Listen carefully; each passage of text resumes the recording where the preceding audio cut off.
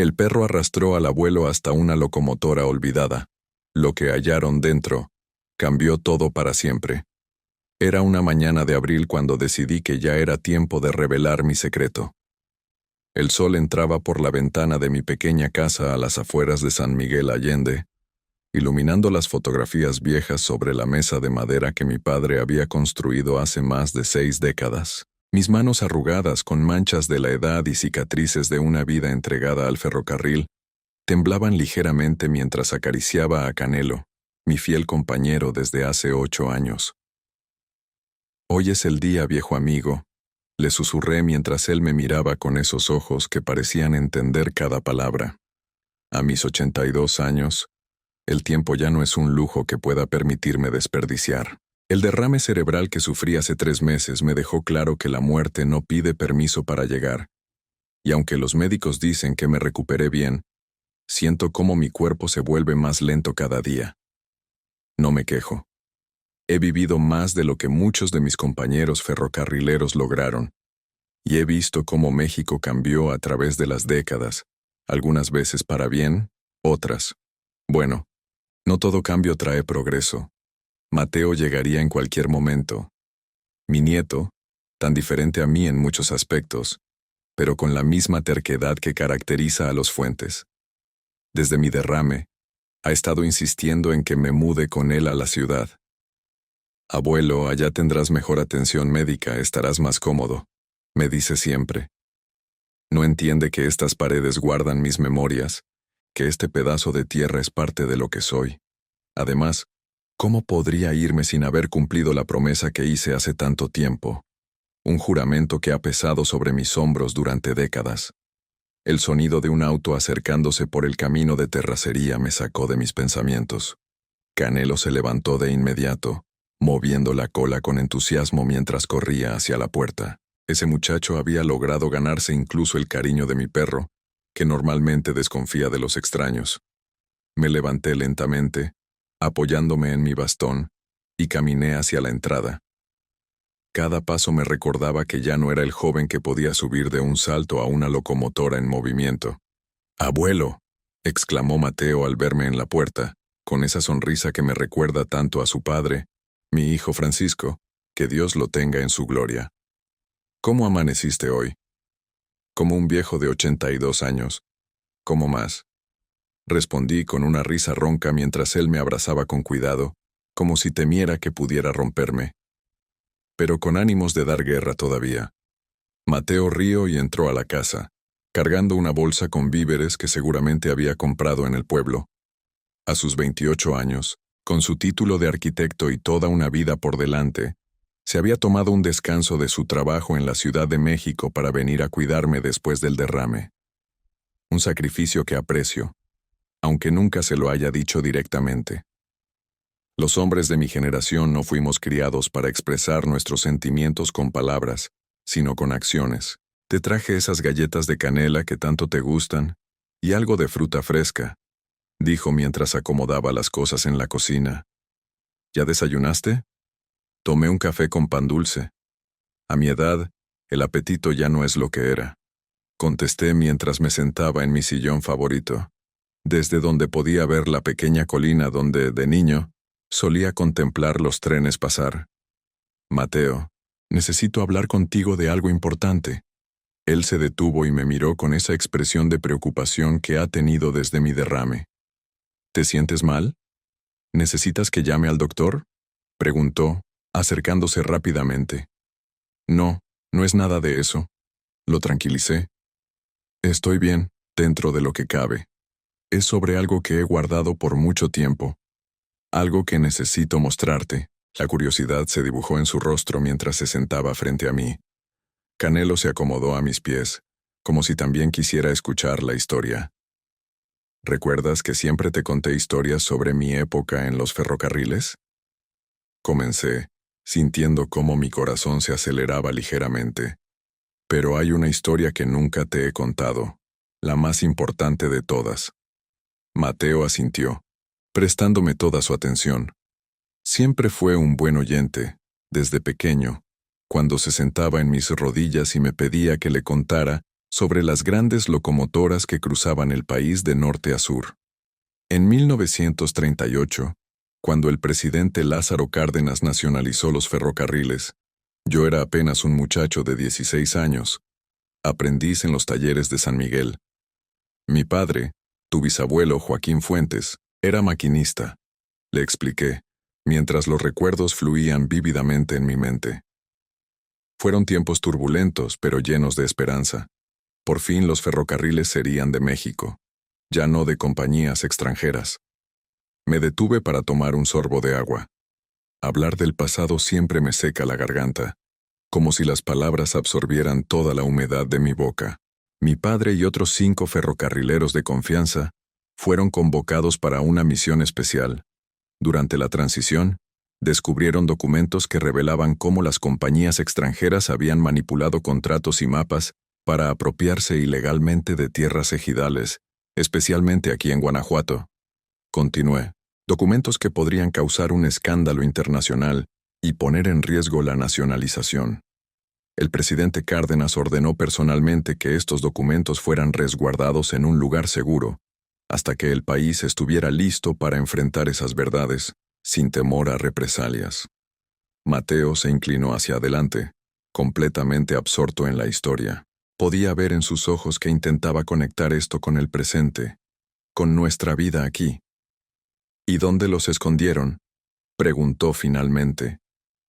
En ese momento, Canelo comenzó a ladrar, dirigiéndose hacia el viejo baúl de cedro que había permanecido cerrado en la esquina de la sala durante años. Siempre creí que ese perro tenía algo de sobrenatural, como si pudiera leer mis pensamientos. Parece que Canelo quiere adelantarse a la historia, dije con una sonrisa. Vamos, abre ese baúl. La llave está en el cajón de la mesa. Mateo, intrigado, buscó la llave y se arrodilló frente al baúl.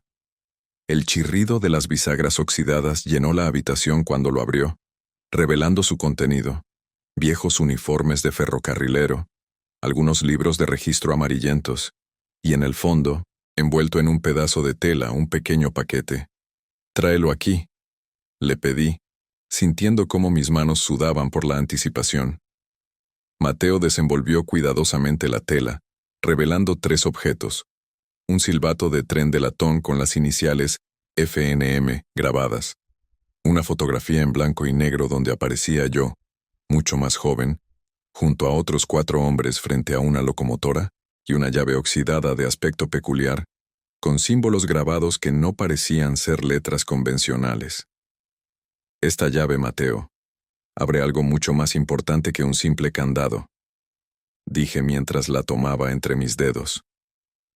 Durante la nacionalización, no solo se guardaron documentos, se ocultó una locomotora completa, una Eagle de 1920, una de las más hermosas y potentes de su época.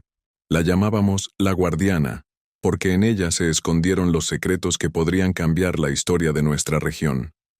Los ojos de Mateo se abrieron con asombro. Como arquitecto, siempre había apreciado el valor histórico de las estructuras antiguas. ¿Una locomotora entera? ¿Cómo es posible ocultar algo así?, preguntó, incrédulo. El México de antes tenía rincones que el gobierno ni siquiera conocía, respondí con una sonrisa nostálgica. La llevamos por una vía secundaria, ahora abandonada, hasta una cueva natural en el cañón de la Huasteca. Construimos un falso muro de roca a la entrada y dejamos que la naturaleza hiciera el resto, cubriendo todo con vegetación. Con el tiempo, hasta los rieles que llevaban allí fueron desmantelados o cubiertos por la tierra. Me levanté lentamente y caminé hacia la ventana. El paisaje había cambiado tanto en estas décadas. Donde antes se extendían campos abiertos, ahora comenzaban a verse desarrollos inmobiliarios y hoteles para turistas extranjeros. Los 6 juramos proteger ese secreto hasta que México estuviera listo para conocer la verdad. Ahora solo quedo yo, dije con un dejo de tristeza. El último guardián. ¿Por qué me cuentas esto ahora, abuelo?, preguntó Mateo acercándose a mí. Porque el tiempo se acaba, hijo, respondí mirándolo directamente a los ojos. Y porque esos terrenos que Rodrigo Mendoza está comprando, esos donde quiere construir su complejo turístico de lujo, son precisamente las tierras que fueron robadas a las comunidades ejidales. Los documentos en La Guardiana lo prueban. Si esos papeles desaparecen, muchas familias nunca podrán reclamar lo que legítimamente les pertenece. Mateo guardó silencio por un momento, procesando lo que acababa de escuchar. Sabía que conocía a Mendoza. En el pueblo todos hablaban del empresario que estaba revitalizando la zona con sus inversiones millonarias. ¿Estás seguro de esto, abuelo? Han pasado más de 60 años. Esa locomotora, si es que existe, podría estar completamente destruida por el tiempo. ¿Y los documentos ilegibles? Dijo con ese tono racional que usa cuando cree que estoy confundiendo realidad con fantasía. En respuesta, saqué del bolsillo de mi camisa un pequeño cuaderno de cuero, desgastado por los años. Este es mi diario de aquellos días. Aquí están las coordenadas exactas, las señales para encontrar la entrada. Todo. Le expliqué mientras se lo entregaba. Cada mes de junio, durante todos estos años, he ido a verificar que todo siguiera en su lugar. Al menos, hasta hace 3 años, cuando mis piernas ya no me permitieron hacer el viaje. La locomotora sigue ahí, te lo aseguro. Canelo ladró de nuevo como confirmando mis palabras. Mateo hojeó el cuaderno, donde mis anotaciones detalladas y algunos bocetos rudimentarios mostraban el camino hacia La Guardiana. Esto es increíble, abuelo, murmuró. Si es verdad, es un hallazgo histórico extraordinario. No solo por los documentos, sino por la locomotora en sí. Un modelo Eagle de 1920 en buen estado sería una pieza de museo invaluable. Por eso necesito tu ayuda, Mateo, dije, colocando mi mano sobre su hombro. No puedo llegar allí solo, no en mi estado actual. Y no confío en nadie más para esto. Tú eres un Fuentes. Llevas la misma sangre de los hombres que juramos proteger este secreto. Vi la duda en su rostro, la batalla interna entre el escepticismo y el respeto hacia mí. Finalmente, suspiró y asintió. Está bien, abuelo. Te ayudaré a buscar esa locomotora, dijo. Pero vamos a necesitar prepararnos bien. El cañón de la Huasteca no es un lugar fácil de recorrer, incluso para alguien en buena condición física. Y para ti, para mí será mi último gran viaje. Completé su frase con una sonrisa serena. Uno que he estado esperando hacer por años. Esa noche, mientras Mateo dormía en la habitación de huéspedes, saqué las viejas fotografías que guardaba en una caja bajo mi cama. Imágenes de otra época, de hombres con uniformes impecables y rostros orgullosos frente a máquinas de acero que cruzaban un país en transformación. Mis compañeros, mis hermanos de riel como solíamos llamarnos, todos habían partido ya. Javier, el último de ellos, falleció hace 5 años en Monterrey. Con cada muerte la responsabilidad sobre mis hombros se hacía más pesada. Ahora todo dependía de mí. Y pronto, de Mateo. Canelo se acercó y apoyó su cabeza en mi rodilla, como sintiendo mi nostalgia. Mañana, viejo amigo, le dije, acariciando su pelaje áspero. Mañana comenzará nuestra última gran aventura. El amanecer llegó con una suave llovizna que pronto dio paso a un sol brillante, típico de abril en Guanajuato. Mateo había pasado parte de la noche estudiando mi diario y haciendo anotaciones en su computadora. Lo encontré en la cocina, preparando café y revisando mapas en su teléfono. «Buenos días, abuelo», me saludó con entusiasmo. «He estado comparando tus notas con mapas satelitales actuales. Si tus coordenadas son correctas, la cueva debería estar en esta zona», dijo mostrándome la pantalla de su teléfono. Aunque el terreno ha cambiado bastante, según puedo ver, la naturaleza reclamó lo suyo. Respondí mientras me servía una taza de café. Pero hay señales que el tiempo no borra. Marcas en las rocas, formaciones específicas. Podré reconocerlas. Mateo asintió, aunque pude ver en sus ojos que todavía albergaba dudas. No lo culpo. Para su generación, criada con Internet y tecnología, las historias de secretos guardados durante décadas suenan a fantasía. Pero pronto vería con sus propios ojos lo que las palabras no podían transmitirle. He preparado algunas cosas para el viaje, dijo, señalando una mochila. Agua, bocadillos, botiquín de primeros auxilios, linternas. El pronóstico dice que hará calor, así que también empaqué protector solar y gorras. Sonreí ante su meticulosidad. En eso se parece a su abuela, mi consuelo, que en paz descanse. Ella también pensaba en cada detalle. Necesitamos hacer una parada antes de ir al cañón, le dije mientras untaba mermelada en una rebanada de pan. Debemos visitar a doña Carmen. ¿La señora que vive cerca de la estación antigua?, preguntó Mateo sorprendido. ¿La telegrafista? La misma. Ella conoce parte de la historia. Su padre era jefe de estación cuando ocurrió todo esto. ¿Y ella? Me detuve, sintiendo un ligero rubor que creía olvidado hacía décadas. Ella fue muy especial para mí, antes de conocer a tu abuela. Mateo me miró con una nueva curiosidad, como descubriendo una faceta desconocida de su abuelo. Nunca me contaste sobre ella, dijo con una media sonrisa. Hay muchas cosas que no he contado, muchacho, respondí. Una vida larga está llena de historias, no todas se comparten a la hora de la cena. Después del desayuno, nos preparamos para salir. Me vestí con mi mejor camisa, la azul de botones que guardo para ocasiones especiales, y me puse el viejo sombrero que usaba en mis días de ferrocarrilero. Mateo me observó con una mezcla de ternura y respeto. «Te ves como en tus fotos de joven, abuelo», comentó mientras me ayudaba a subir al auto. «Solo te falta el uniforme completo». Canelo saltó al asiento trasero sin necesidad de invitación.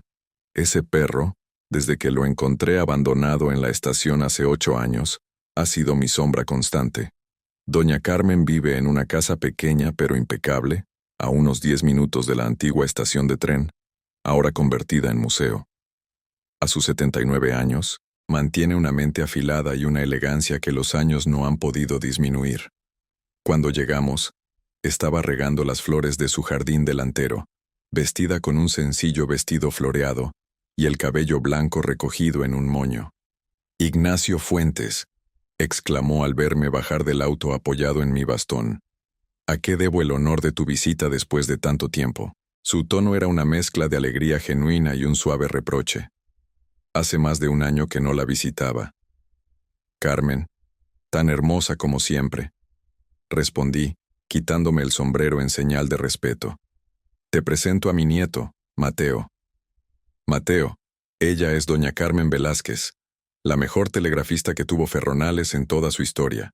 Carmen sonrió ante el cumplido y estrechó la mano de Mateo.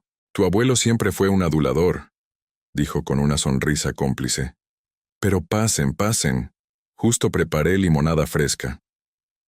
Una vez dentro, sentados en su sala decorada con fotografías antiguas y recuerdos ferroviarios, Carmen me miró con intensidad, como leyendo más allá de mis palabras.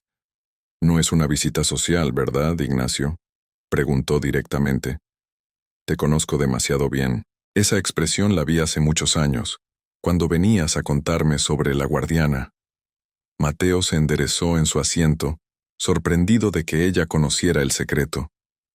Le expliqué brevemente nuestra intención de encontrar la locomotora y los documentos. «Así que finalmente ha llegado el momento», dijo Carmen más como una afirmación que como una pregunta. «Mi padre siempre dijo que ese día llegaría. ¿Estás seguro de que es ahora, Ignacio?» «Más que seguro», respondí. «Mendoza está comprando las tierras. Pronto comenzará la construcción. Si no recuperamos esos documentos ahora, se perderán para siempre». Carmen asintió lentamente y se levantó. Caminó hacia un viejo secreter de madera tallada y sacó una caja metálica. De ella extrajo un mapa amarillento, cuidadosamente doblado. «Mi padre dibujó esto antes de morir», dijo mientras lo extendía sobre la mesa de centro.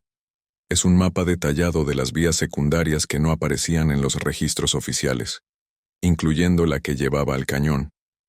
Mateo se inclinó para examinar el mapa. Era notablemente preciso, con anotaciones sobre elevaciones, puntos de referencia y distancias. «Esto es increíble», murmuró. «Con esto y las coordenadas del abuelo, tenemos muchas más posibilidades de encontrar la entrada». Carmen sonrió con nostalgia mientras observaba el mapa. Rafael, tu compañero, venía a verme cada año después de su visita de verificación a la guardiana, me contó. Hasta que falleció hace... ¿Cuánto? ¿15 años ya? 17. Corregí, recordando el funeral de mi viejo amigo. No sabía que te visitaba. Algunos secretos también tenía yo, Ignacio, respondió con una sonrisa enigmática. Pero hay algo más que deben saber. Hace 2 semanas, un hombre vino a hacerme preguntas sobre los viejos mapas ferroviarios y las rutas abandonadas. Se presentó como historiador, pero no me dio buena espina. ¿Cómo era?, preguntó Mateo tensándose. Alto, bien vestido, con un acento que no era de aquí. Dijo llamarse Alberto Sánchez, pero cuando firmó el libro de visitantes del museo donde trabajo como voluntaria, noté que dudó antes de escribir el nombre, como si lo estuviera inventando. Mateo y yo intercambiamos miradas preocupadas. ¿Crees que Mendoza sepa algo?, pregunté a Carmen. No sé si él específicamente, pero alguien está interesado en esas rutas abandonadas, respondió ella. Tengan cuidado, por favor. Después de agradecerle y prometerle que volveríamos con noticias, nos despedimos de Carmen. Antes de irnos, ella me tomó del brazo y me llevó aparte. Ignacio, cuando encuentres la guardiana, dijo en voz baja. Hay una carta para ti en el compartimento secreto. Rafael la dejó allí en su última visita. La miré sorprendido. Rafael nunca me había mencionado ninguna carta. ¿Sabes qué dice?, pregunté. No, respondió ella. Pero me dijo que cambiaría tu forma de ver algunas cosas del pasado. Con esa intrigante despedida, partimos hacia el cañón de la Huasteca. El camino era largo y en su mayor parte sin pavimentar, lo que hacía el viaje más lento y difícil para mis viejos huesos. Mateo conducía con cuidado, evitando los baches más profundos por consideración a mí. Abuelo, ¿qué crees que contenga esa carta que mencionó doña Carmen?, preguntó después de un largo silencio. No lo sé, respondí honestamente. Rafael era el más reservado de todos nosotros. Llevaba sus propios demonios, supongo. A medida que nos adentrábamos en zonas menos transitadas, noté cambios significativos en el paisaje. Donde antes había solo naturaleza virgen, ahora aparecían ocasionales señalamientos de propiedad privada y desarrollo en proceso. La mano de Mendoza ya estaba dejando su huella en la región. Después de casi 2 horas de viaje, llegamos a un punto donde el auto ya no podía avanzar más. Un sendero estrecho se internaba en la vegetación densa, hacia las colinas que formaban el principio del cañón. Tendremos que continuar a pie desde aquí, dijo Mateo mientras estacionaba bajo la sombra de un árbol grande. ¿Estás seguro de que podrás, abuelo? No es un terreno fácil. He caminado este sendero durante 50 años, muchacho, respondí con orgullo. Tal vez más lento ahora, pero mis pies conocen cada piedra de este camino. Mateo cargó la mochila con nuestras provisiones y me ofreció su brazo como apoyo. Canelo saltó del auto y comenzó a olfatear el terreno con entusiasmo, como si también recordara el lugar de visitas anteriores. El sendero se volvió más empinado a medida que avanzábamos. El sol de mediodía caía implacable sobre nosotros, y a pesar de mi determinación, sentía como el cansancio comenzaba a apoderarse de mi cuerpo. Mateo, notando mi respiración cada vez más agitada, sugirió que descansáramos bajo la sombra de una formación rocosa. «Toma un poco de agua, abuelo», dijo, ofreciéndome una botella. «No hay prisa». «Claro que hay prisa», respondí entre jadeos. «Cada día cuenta ahora. Mendoza no va a esperar». Mientras recuperaba el aliento observé el paisaje. A pesar de los cambios, la majestuosidad del cañón seguía intacta. Las paredes de roca rojiza se elevaban imponentes, creando un escenario que parecía sacado de otro tiempo. En la distancia, podía verse el inicio de lo que parecía ser un camino de terracería recién abierto, probablemente para la maquinaria de construcción. «Estamos cerca», dije, señalando hacia una formación rocosa particular que sobresalía como el perfil de un rostro mirando al cielo. ¿Ves esa roca? La llamábamos el vigilante. Es una de las señales. Mateo asintió, consultando el mapa que nos había dado Carmen. Según esto debemos seguir hacia el este desde el vigilante, hasta encontrar la herradura, que supongo es otra formación rocosa, dijo. Exacto. Y desde la herradura, son aproximadamente 100 pasos hacia el norte, donde una grieta en la pared del cañón forma la entrada a la cueva. Añadí, recordando el camino como si lo hubiera recorrido ayer. Aunque la vegetación probablemente haya cubierto todo. Canelo, que había estado explorando los alrededores, de repente comenzó a ladrar con insistencia. Nos volvimos para ver qué había provocado su agitación y lo encontramos arañando el suelo con sus patas delanteras, como si estuviera desenterrando algo. ¿Qué ha encontrado?, preguntó Mateo acercándose. Me incorporé con dificultad y me acerqué también. Canelo había descubierto un trozo de metal oxidado que sobresalía ligeramente de la tierra. Me arrodillé con esfuerzo, y con ayuda de Mateo, logramos desenterrar lo que resultó ser un fragmento de riel. Es parte de la vía, dije emocionado. Estamos en el camino correcto. La naturaleza cubrió los rieles, pero siguen aquí, bajo nuestros pies. Mateo examinó el pedazo de metal con asombro, como si estuviera sosteniendo un artefacto arqueológico invaluable. Es increíble, abuelo. Realmente existe, murmuró. Todo este tiempo pensé que era solo la fantasía de un viejo. Completé con una sonrisa comprensiva. No te culpo. En un mundo donde todo se documenta y comparte instantáneamente, la idea de un secreto guardado por décadas parece imposible. Seguimos adelante con renovado entusiasmo. Canelo parecía haber asumido el rol de guía, corriendo delante de nosotros y regresando ocasionalmente para asegurarse de que lo seguíamos. Después de unos 20 minutos, encontramos la herradura, una formación rocosa curvada que, efectivamente, recordaba la forma de una herradura de caballo. 100 pasos al norte, murmuré, orientándome. 1, 2, 3. Comencé a contar mientras avanzábamos. Mateo me seguía en silencio, respetando este ritual que había repetido tantas veces a lo largo de las décadas. Al llegar a 100, nos detuvimos frente a lo que parecía ser una pared sólida de roca, completamente cubierta por una densa vegetación. No veo ninguna entrada, abuelo, dijo Mateo escudriñando la pared rocosa. ¿Por qué no se supone que debas verla?, respondí con una sonrisa enigmática.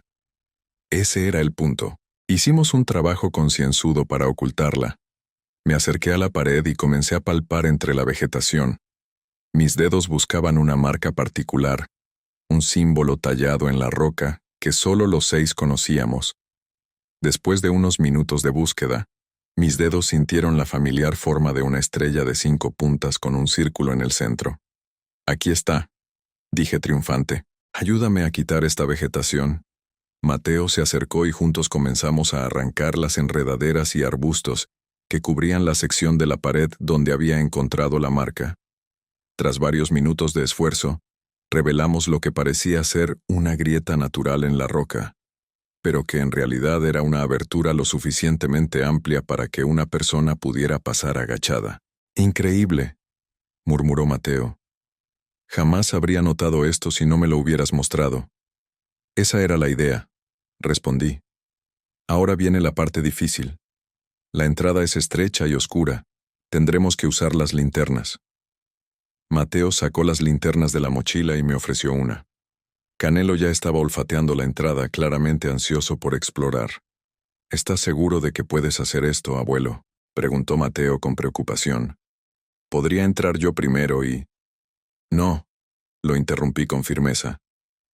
Debo ser yo quien entre primero. Es mi responsabilidad, mi promesa. Mateo asintió, respetando mi decisión aunque podía ver la preocupación en sus ojos. Me agaché, ignorando el dolor en mis rodillas, y comencé a introducirme por la grieta. El espacio era más estrecho de lo que recordaba, o quizás era yo quien había crecido en anchura con los años. Canelo me siguió de inmediato, y detrás de él, Mateo. La oscuridad nos envolvió rápidamente a medida que nos adentrábamos en la cueva. El haz de nuestras linternas iluminaba un túnel natural que descendía suavemente.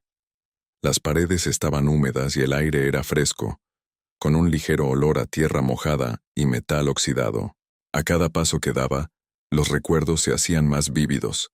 Mi primera visita aquí con mi padre y los otros, las visitas anuales para verificar que todo seguía en su lugar, la última vez que vine, hace 3 años, cuando mis piernas ya protestaban por el esfuerzo. Después de unos 50 metros de recorrido, el túnel se ensanchó abruptamente, dando paso a una caverna natural mucho más amplia, y allí, majestuosa a pesar de las décadas de abandono, estaba la guardiana. La locomotora Eagle de 1920 descansaba sobre un tramo de vía que terminaba abruptamente en la caverna. Su oscura silueta se recortaba contra la penumbra como un gigante dormido.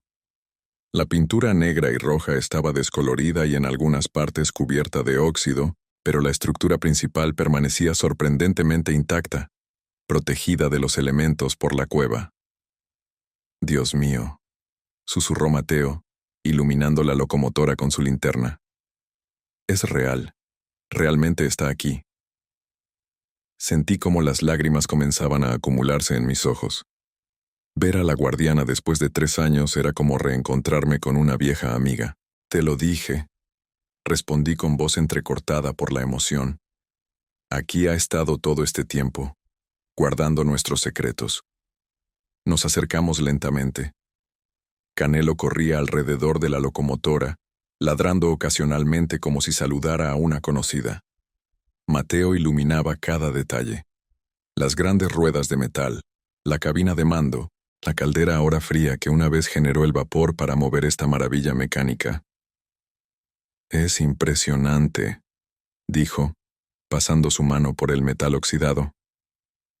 «Un modelo Eagle. Debe ser una de las pocas que quedan en el mundo en este estado. No solo es la locomotora lo importante», le recordé. «Son los documentos que guarda». Me acerqué a la cabina y, con cierta dificultad, subí los escalones de metal. Dentro todo permanecía como lo recordaba. Los controles cubiertos de polvo, los asientos de cuero agrietado, el pequeño armario de herramientas y el compartimento secreto bajo el piso de la cabina. «Aquí, ayúdame a levantar esta placa», le pedí a Mateo señalando una sección aparentemente normal del piso. Entre los dos, logramos levantar la pesada placa de metal, revelando un hueco en el que descansaba una caja fuerte de acero. No era muy grande, aproximadamente del tamaño de una máquina de escribir antigua, pero su construcción sólida había resistido el paso del tiempo. «La llave», dije, sacando del bolsillo la llave oxidada que le había mostrado esa mañana. Este momento lo he imaginado durante décadas. Con manos temblorosas, introduje la llave en la cerradura. Giró con dificultad, pero finalmente escuchamos un clic satisfactorio. La puerta de la caja se abrió, revelando su contenido. Varios fajos de documentos cuidadosamente envueltos en tela encerada para protegerlos de la humedad, algunos objetos pequeños que brillaron bajo la luz de las linternas, y un sobre amarillento con mi nombre escrito a mano. «La carta de Rafael», murmuré reconociendo su letra. Mateo tomó uno de los fajos de documentos y comenzó a desenvolverlo con cuidado. «Son los planos originales», dijo con asombro. «Y mira, tienen el sello oficial del gobierno y la firma del presidente Cárdenas. Y estos otros parecen ser contratos entre las compañías extranjeras y son los títulos de propiedad originales de las tierras ejidales». Mientras él examinaba los documentos, yo abrí el sobre que Rafael había dejado para mí. Dentro había una carta escrita con letra pulcra, pero ligeramente temblorosa, evidencia de que la había escrito en sus últimos años. Comencé a leer. «Querido Ignacio, si estás leyendo esto, significa que finalmente ha llegado el momento de revelar nuestro secreto. O quizás yo ya no estoy en este mundo para acompañarte en esta última misión. Cualquiera sea el caso, hay algo que debes saber, algo que he guardado incluso de ti y los demás. Entre los documentos que protegimos no solo están los títulos de tierras y los contratos fraudulentos. También hay un diario, el diario personal de Jesús García Corona, el héroe de Nacosari.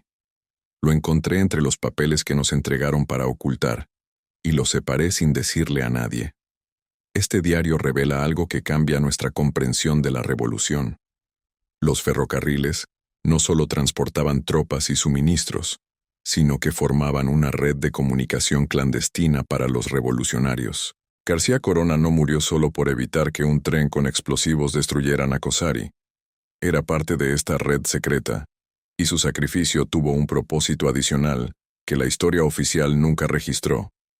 El diario está en un compartimento adicional que instalé dentro de la caldera. Para abrirlo, debes girar la válvula principal 3 veces a la derecha, luego una a la izquierda. Perdóname por guardar este secreto dentro de nuestro secreto, pero juré a la hija de García Corona que protegería el legado completo de su padre hasta que México estuviera listo para conocerlo. Tu amigo siempre, Rafael. Levanté la vista de la carta, aturdido por esta revelación. Mateo me miró con preocupación. «Abuelo, ¿estás bien? ¿Qué dice la carta?» Sin responder, me dirigí hacia la parte frontal de la locomotora. La caldera, ese enorme cilindro de metal que una vez había contenido el agua hirviente que generaba el vapor, tenía múltiples válvulas y controles. Identifiqué la válvula principal, y siguiendo las instrucciones de Rafael, la giré 3 veces a la derecha y luego una a la izquierda. Con un chirrido metálico, una pequeña sección de la caldera se abrió, revelando un compartimento oculto. Dentro había un libro de cuero desgastado, no más grande que la palma de mi mano. El diario de Jesús García Corona, dije con reverencia mientras lo tomaba. El héroe de Nacosari. Mateo se acercó, claramente confundido pero intrigado. ¿Qué significa esto, abuelo? ¿Por qué es tan importante? García Corona es uno de los grandes héroes de la historia ferrocarrilera de México, le expliqué. En 1907, evitó que un tren cargado de dinamita explotara en el pueblo de Nacosari, Sonora. Sacrificó su vida alejando el tren del pueblo. Pero según esta carta, había más en su historia. Abrí el diario con cuidado extremo. Las páginas eran frágiles, y la tinta se había desvanecido en algunas partes, pero aún era legible. Las primeras entradas eran sobre su trabajo diario como maquinista, pero a medida que avanzaba, comenzaban a aparecer referencias codificadas a paquetes especiales y pasajeros sin boleto. Era parte de una red clandestina, murmuré mientras leía. Los ferrocarrileros ayudaban a transportar mensajes, armas y revolucionarios, todo bajo las narices de las autoridades y las compañías extranjeras. Las últimas entradas del diario, fechadas poco antes de su muerte, revelaban que García Corona sabía que el cargamento de dinamita había sido saboteado deliberadamente para destruir Nacosari, un pueblo cuyos habitantes simpatizaban con los revolucionarios. Su acto heroico no solo salvó vidas inocentes, sino que protegió un importante nodo de la resistencia. Esto reescribe parte de nuestra historia, dijo Mateo, que había estado leyendo por encima de mi hombro. Los ferrocarrileros no eran solo trabajadores, eran activistas, revolucionarios. Algunos lo éramos, corregí con una sonrisa. Incluso en mis tiempos, aunque las batallas eran diferentes. Un ruido repentino nos sobresaltó. Canelo comenzó a gruñir, mirando hacia la entrada de la caverna. Apagamos las linternas instintivamente y nos quedamos inmóviles, escuchando. Pasos, voces. Alguien más había encontrado la entrada. «Esconde los documentos», susurré a Mateo. «Rápido. En tu mochila». Mateo obedeció, guardando cuidadosamente los papeles más importantes y el diario. Apenas tuvo tiempo de cerrar la mochila cuando el haz de varias linternas irrumpió en la caverna. «Vaya, vaya, ¿qué tenemos aquí?», dijo una voz que reconocí de inmediato. Don Ignacio Fuentes y su nieto, explorando cuevas. Qué afición tan interesante para un hombre de su edad. Rodrigo Mendoza avanzó hacia nosotros, acompañado por dos hombres de aspecto rudo que claramente no estaban allí por su interés en la arqueología industrial. Detrás de ellos, para mi sorpresa, estaba el profesor Jiménez, el historiador local que trabajaba en el pequeño museo ferroviario. «Profesor, ¿usted los trajo aquí?», pregunté sintiendo una punzada de traición. Jiménez bajó la mirada, incapaz de sostener la mía. «Lo siento, don Ignacio», murmuró. «El señor Mendoza ofreció una generosa donación para el museo si le ayudaba a encontrar ciertas reliquias ferroviarias». Mendoza sonrió, una sonrisa fría que no llegaba a sus ojos. Cuando el profesor me contó sobre sus visitas anuales a esta zona, don Ignacio, supe que había algo más que simple nostalgia, dijo, acercándose para examinar la locomotora. Una Eagle de 1920, magnífica. Vale una fortuna en el mercado de coleccionistas. «No está a la venta», respondí con firmeza. «Y tampoco lo están las tierras que usted está tratando de robar». Mendoza enarcó una ceja, fingiendo sorpresa. «¿Robar? ¡Qué acusación tan seria! Yo compré esas tierras legalmente, con todos los papeles en regla». «Papeles falsificados», intervino Mateo. «Los documentos originales demuestran que esas tierras pertenecen a las comunidades ejidales, no a las empresas que se las vendieron a usted». Mendoza hizo un gesto despectivo con la mano. «Documentos antiguos sin validez legal en la actualidad. Además, ¿quién va a creer en papeles que han estado ocultos en una cueva durante décadas? Podrían ser falsificaciones. Tienen el sello presidencial y están registrados en los archivos nacionales», respondí. «Solo hace falta compararlos». Por primera vez, vi un destello de preocupación en los ojos de Mendoza. No esperaba que los documentos estuvieran tan bien autenticados. «Sea como sea», dijo recuperando su compostura. «Me temo que no puedo permitir que interfieran con mis proyectos. Esta zona tiene un potencial turístico enorme. Traerá progreso y empleos. A costa de desplazar a familias que han vivido aquí por generaciones», rebatió Mateo. Mendoza suspiró teatralmente. «Siempre hay un precio por el progreso», dijo. «Ahora, si me permiten, me llevaré esos documentos para examinarlos». Hizo un gesto a sus acompañantes que comenzaron a avanzar hacia nosotros. Canelo gruñó amenazadoramente, colocándose frente a mí en postura defensiva. «No se los llevarán», dije, irguiéndome todo lo que mi vieja espalda me permitía. «Estos papeles y esta locomotora son patrimonio histórico de México, no su botín personal». Mendoza rió con desdén. «¿Y quién va a detenerme? ¿Un anciano, un arquitecto y un perro callejero?».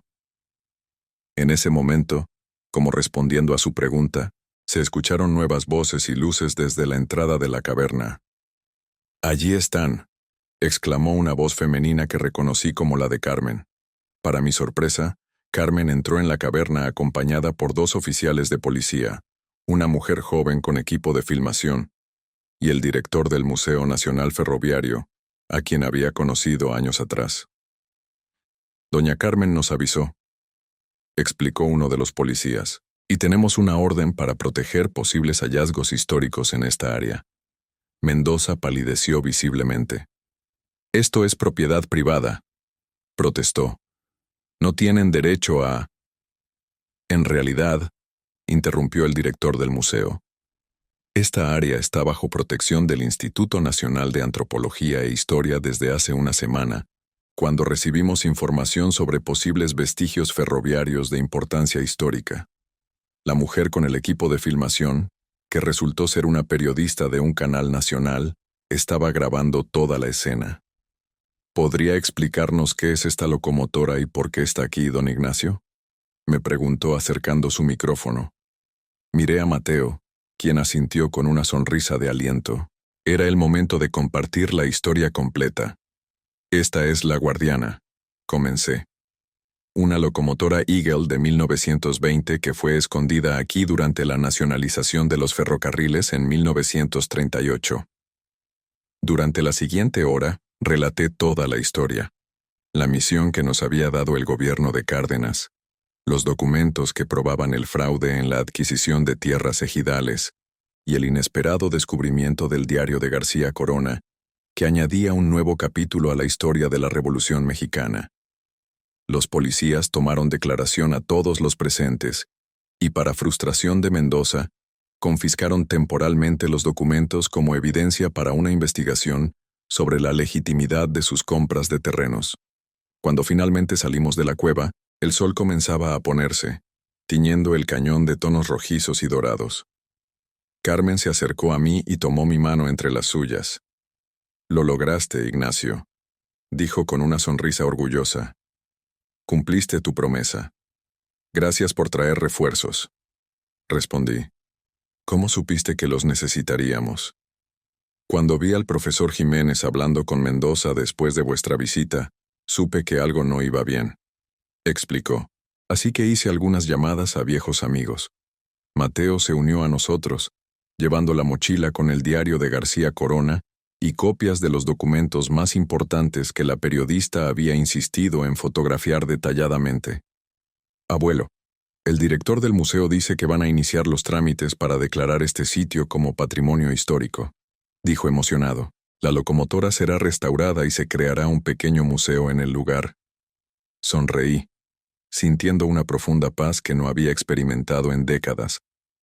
El peso que había cargado durante tanto tiempo finalmente se había levantado de mis hombros. «Es lo correcto», dije.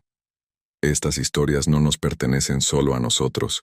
Son parte de la memoria colectiva de México». En las semanas siguientes, los eventos se desarrollaron a una velocidad sorprendente. La noticia del descubrimiento de la Guardiana se extendió rápidamente por los medios nacionales. El Instituto Nacional de Antropología e Historia envió un equipo especializado para evaluar la locomotora y los documentos. Como esperábamos, confirmaron la autenticidad de los títulos ejidales y los contratos fraudulentos. Mendoza enfrentó una investigación formal sobre la legalidad de sus adquisiciones de tierras, y sus proyectos de desarrollo fueron suspendidos temporalmente. Varios ejidatarios, al enterarse de la existencia de estos documentos, iniciaron procesos legales para recuperar sus propiedades ancestrales. El diario de García Corona causó sensación en círculos académicos, ofreciendo una nueva perspectiva sobre el papel de los ferrocarrileros en la Revolución. El Museo Nacional Ferroviario solicitó permiso para exhibirlo, junto con una exposición especial sobre la red clandestina de comunicación revolucionaria. Una mañana soleada de junio me encontraba sentado en el porche de mi casa, observando cómo Mateo ayudaba a instalar un nuevo techo. Después de todos los acontecimientos, había decidido quedarse definitivamente en San Miguel Allende. Había abierto un pequeño despacho de arquitectura especializado en restauración de edificios históricos, y para mi sorpresa, estaba colaborando con el equipo encargado de acondicionar la cueva de la Guardiana como sitio museístico.